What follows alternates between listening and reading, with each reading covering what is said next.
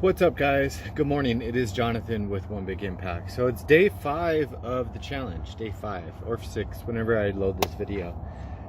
Something I wanted to talk about is my journey, and how that ties into everyday life. First of all, as many of you may know, life is not perfect, and my journey, many of you,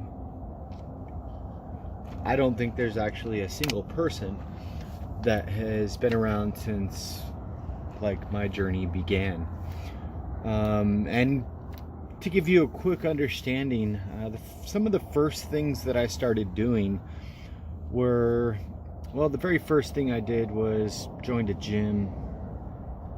I come from a background of being pretty active as a kid. And then when I got a little older, in my late teens, early 20s, I stayed pretty active and maybe wasn't eating right and stuff like that, but I was definitely not in horrible shape. I went to the gym pretty regularly, probably just to work out, like kids do, or young people do. Then, quite a bit later, ended up getting really out of shape and blew up to like 342 pounds. And during a marriage depression, the amount of medication that I was taking and stuff like that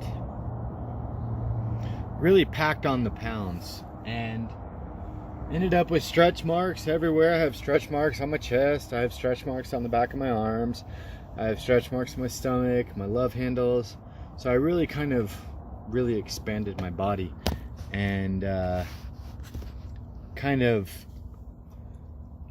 didn't really notice it, I guess, until, sorry, I'm checking my phone for my run partner right now.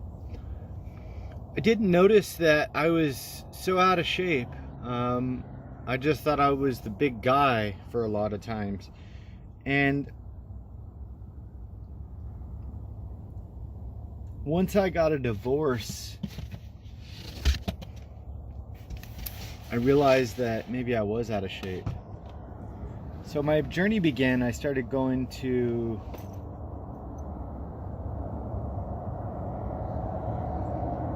I started because I was looking into gastric bypass and the lap band sleeve and everything. And I just thought I could do it on my own. I really did. And I told my ex that, and everybody told me, no, you can't, there's no way. There's no way you could do it on your own. You can't lose that weight. You better get the surgery. And I thought about it, and I was like, if the surgery's a 50-50 shot, don't I have a better shot of trying to lose it myself? And in all reality, I have to grab my running shorts, hold on. In all reality, they really were probably right. And what they were probably right about was the fact that I couldn't have done it on my own at that time in my life. I wasn't mentally prepared. I wasn't focused. I didn't really have a reason why to do things. And there really truly was pretty much no way that I was probably going to even care about focusing on the loss of weight. Let's see if this is a better angle over here. I think it is. Better light. Yeah, look at that. That's the other side of my face now. So, but I was still convinced. I didn't want to. I'm not really a surgery person. I'm not deathly afraid of it. Now I've been through a surgery, 2 surgeries now, in the last couple of years. I had a shoulder accident and a quad accident. If anybody's been there, I wrecked a quad at like 130 miles an hour, went over the handlebars, and the quad ran me over, and it was pretty bad. was a pretty bad accident. Broke my shoulder, messed my body up pretty good. Needless to say, I sold the quads after that. And then, as you know, a workout injury. I smashed my finger and had to have surgery on that a couple of months ago. My journey started at a gym, from what I can remember, called Lifetime. Lifetime Gym. Really expensive. I have to put tape on my nipples so they don't bleed when I run. When you run really long distances, and your shirt rubs up against you, you bleed really bad. It's actually extremely uncomfortable. So it began at Lifetime, and I was talking with Angela today about how it was funny. She mentioned she used to go to the gym, and after she went to the gym, she would go to the drive-thru or something or whatever, go eat food. Well, changing my shorts, good thing you can't see me. I have underwear on, calm down.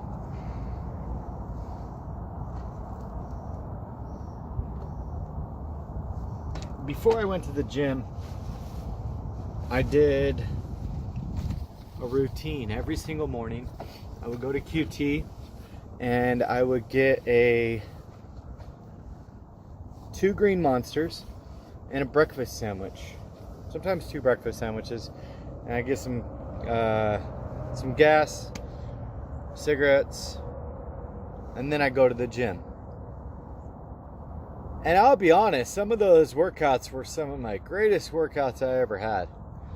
I remember running one day specifically, running like 3, 4, maybe 5 miles, whatever it was. It was insane now that I look back at it, because how heavy I was and how far I was able to run. It didn't make no sense. Because now I struggle with those runs. I don't know what the hell was in me. I was really fired up and ready for change. Once my relationship ended, I really did have a vendetta to prove that I could lose the weight on my own.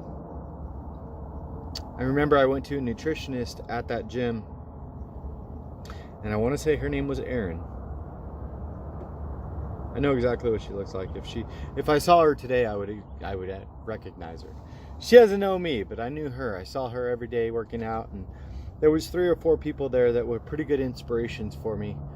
And I would follow around the gym, and every time they'd work out, I'd try to mimic their workouts and stuff. I didn't really know nothing about working out or eating or anything. I actually didn't know for a really long time that eating had much to do with working out. I just thought you worked out. So after the gym, I would leave. I wonder what that guy looks like. There was one specific guy. The guy was like Hulk. God, he was huge, man. Never talked to him. I have a couple pictures from that gym as well. Not really showing my body, but they're in the... I have them. So, every day after I'd leave the gym, I'd go directly, almost every day. This was a pretty well routine. I would get 4 breakfast burritos. They're small, but still, I'm sure there's probably 300 or 400 calories in each one. Breakfast burritos and 4 hash browns from McDonald's. After that, I would get a iced caramel large coffee with a bunch of sweet and low in it. Never really been a sugar person. It takes so much sugar, it just seems like a waste to do that much sugar. So that would be my post-workout, and then you heard my pre-workout was something a little bit different. Well, I realized really quick that you really can't outrun a bad diet. And I mean, I guess you could, but chances are if you got extra weight on you, you're not fast enough, and you're not going to be able to run that far enough to make that difference. For instance, This is going to be a 2-hour run. I'm going to burn about 1,000 calories, maybe 1,500. That's 2 hours of solid running. Okay. And I could barely outrun a bad diet. And it would only be like that day. That's the only day I can do it. I went to the gym one time with a buddy, my mentor, Tarzan. It's helped me learn a lot. I owe a lot of credit of things that I've learned and my inspiration on getting started to him. One time, thank you, Juan. I appreciate it. His name's Juan. I'll give him a little respect. I call him Tarzan because of his hair and stuff. One of the times we met up to the gym, he looked in my my passenger seat, and it was a cake thing. You know, like, the best way I can explain it, the closest way I remember it is one of those cakes that you get from KFC. It's like an Oreo cake with the icing on it and stuff like that. Not a huge one, but I would say it's probably 2,000-3,000 calories easy. Probably 200 carbs, maybe more. Who knows? That could be per slice. Who cares?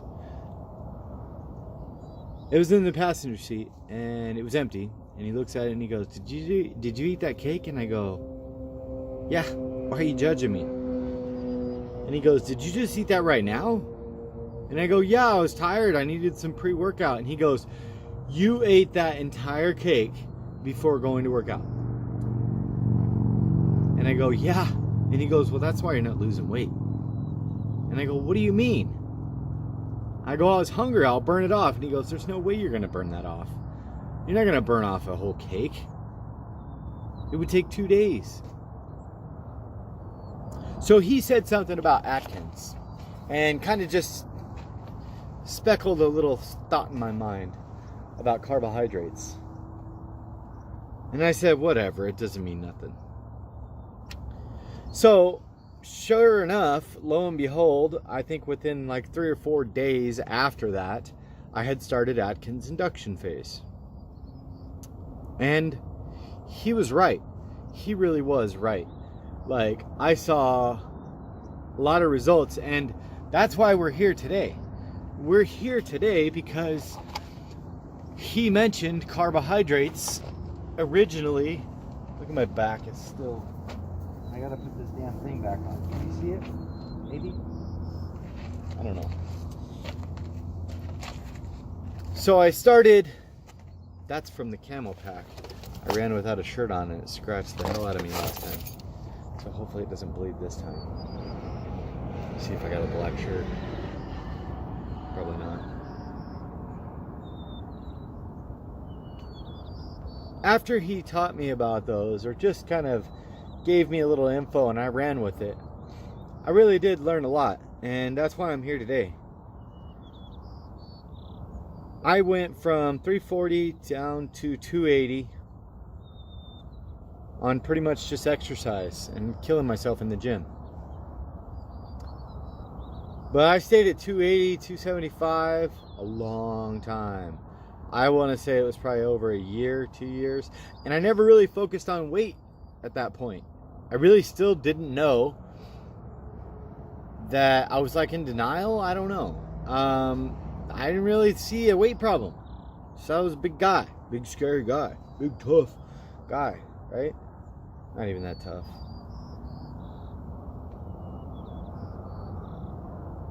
So, sorry, phone filled up, had to go and use the restroom in the middle of nowhere.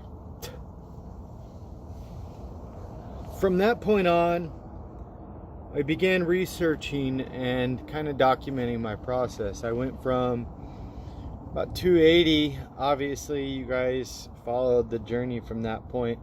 I do have videos when I was above that. But not necessarily like health related videos. Went from 280 to all the way down to 193. When I got down to 193, it felt really cool. Really did. But I really did realize that my body was different than others. I also realized there's probably a lot I could learn from other people.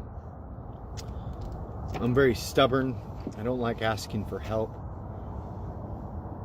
I think I'm always right.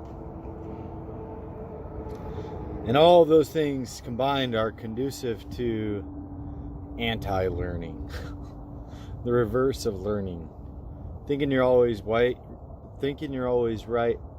sometimes ends you up with false beliefs of what is correct, and then you just don't know. I urge you to open your mind to what others have to offer you. I also urge you to be careful about what others tell you. Friends, loved ones, it's not always that somebody's trying to get you off track, because you'll have that friend that naturally has a six-pack or is naturally in shape, and they say, oh, come on, this one beer won't hurt you, or this one meal is no big deal.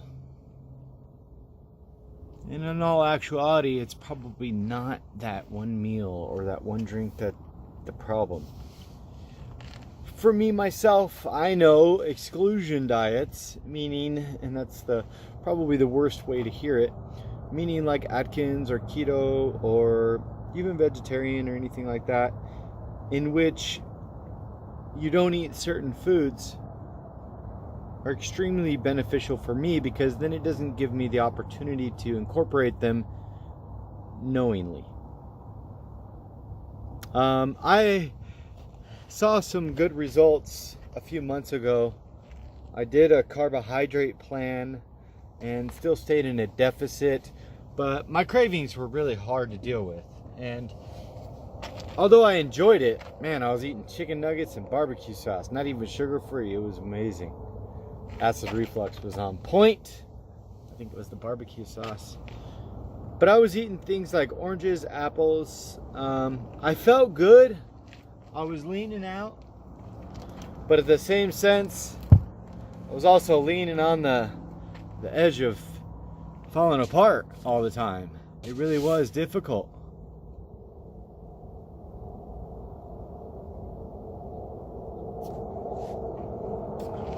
One second. Let me respond to my run partner's on the way.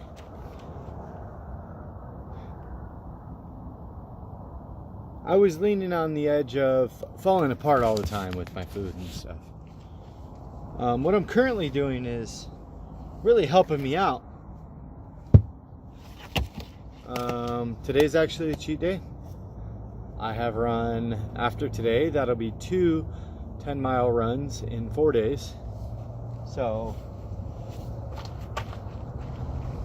that should be interesting. I just loaded up on some carbs, some food. One thing that kind of freaks me out is going back to not running eventually, because I've gotten used to the whole carbs on run day and stuff like that. But the real purpose of this video, and I know I'm sorry if you guys got stuff to do, go remember. By the way, if you're in the challenge, you're only required to watch one of the videos per week. Just make videos because I enjoy making videos for you. The one thing that I realized that you're going to face with your healthy journey and changing your lifestyle is that you're always going to be changing your lifestyle. Sometimes you're training for a race. Sometimes you're just exercising. Sometimes you are swimming. Sometimes you're really going balls out and you're doing all kinds of stuff. Maybe your diet's conducive to adding a little more calories. Or maybe you're sedentary and you end up with a broken leg or something like that. Knock on wood, I don't wish that upon anybody. But then in that point you would have to reduce your calories, which is even harder because you're doing nothing and you probably are thinking of food way more. You guys, you have to learn to adapt with what you're doing. You have to learn that your body changes over the years. You have to learn continuously. You can't stop learning. You can't think that you can stop growing. You can't think, I know everything. It's not how it works. You're going to always have more to learn. You're going to always have somebody that's smarter than you. You're always going to have the opportunity to expand your knowledge, your routine, your exercise, everything. You're going to have days that are thrown at you that there's so much stress piled on you, you have no clue what the fuck to do with yourself. There's going to be days when clients don't show up. There's going to be days when your workout partners don't show up. There's going to be days that you don't want to show up. And for all of those days, all I have to say is, if something really truly matters to you, if you really want to get healthy, if you really, really want to change, the most important thing needs to be that you do it anyway. You do it regardless. You make it one of the single most important things that you have to do. You just go. You don't wait. You don't put it off. You put it on. You flip that switch and it doesn't go back off. It doesn't matter if you go to the gym and you're like this at midnight. You go through the motions. It's just like the saying, when the going gets tough, the tough gets going. That's not the saying, but it's similar to that. The saying is, what the hell's the saying? I forgot. I lost my train of thought.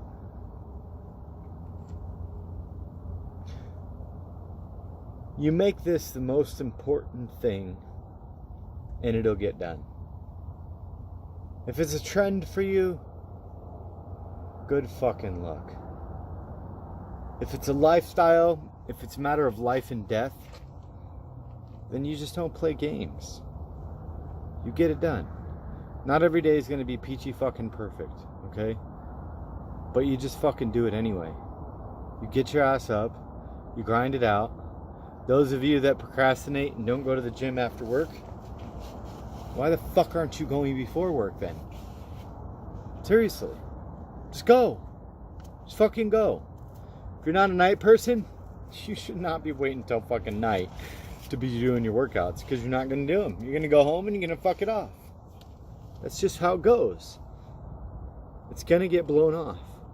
Make it one of the single most important things that you do throughout your day, every single day. And eventually, it'll be stuck like glue. I've given up relationships. I've given up friendships. I've given up so many opportunities of what you may call happiness, because I know in order for me to offer the best package of myself, I need to be happy with me. And I'm not happy when I'm stuffing my face full of fucking food. You know, those are bad things. Regardless. Yeah, it feels good for the moment, but I'm never really happy there. I couldn't look in the mirror when I was 350 pounds and be happy with that. Some people can, and that's great. And there's nothing wrong with that. But if you know that you're not your best version and you could be doing something more about it, then you damn well should. And you pretty much are required to. You get one life. Like, there's no fucking second shot here. You believe what you want to believe. But even if you come back as a fucking flower, you're not going to get the second chance at Jonathan or whatever you are, whoever you are. You're not going to get another chance at achieving those things. Dude, do your best. Don't blow off workouts. Your workout partners don't show up, you fucking go anyway. The people that you're counting on have other people counting on them too. And although you may get frustrated, I do. Probably more so than others. Because I know what people are capable of. Because I know what I'm capable of. And it's a lot. Somebody said, my new client said something really freaking beautiful the other day. Her name is Emily. Shout out to all my clients working hard, by the way. Everybody. Every single person out there working hard that works with me. Thank you. Does not go unnoticed. But Emily said something the other day. We were taking progress photos because it was her first day. And everybody's always super weird. Then nobody wants to take those pictures. And I always try to make it fun and lighthearted and make people laugh and stuff like that because it's a difficult fucking thing to do. And it's not always the best thing that everybody wants to go through. So she said, I said, you know, we're always really hard on ourselves no matter what we look like. It doesn't matter. You know, some of the most beautiful people in the world, you would be surprised at what they say to themselves. And I see them in the gym. And they look flawless, but their minds are plenty flawed, trust me. Like us all. She said, we're so hard on ourselves, but after going through so many races and so many runs that I've done, it doesn't matter what we look like because we're truly capable of amazing things. And that's really all that matters. And it was true. You guys, be stronger than your excuses. Remember to spread love, not hate. Do it no matter what. Do your cardio, do your exercise, prep your meals, plan it, stay on track, have a beautiful day, keep up the good work. We got like 25 days left of the challenge. I expect all of you guys to do absolutely amazing because you truly are. Bye.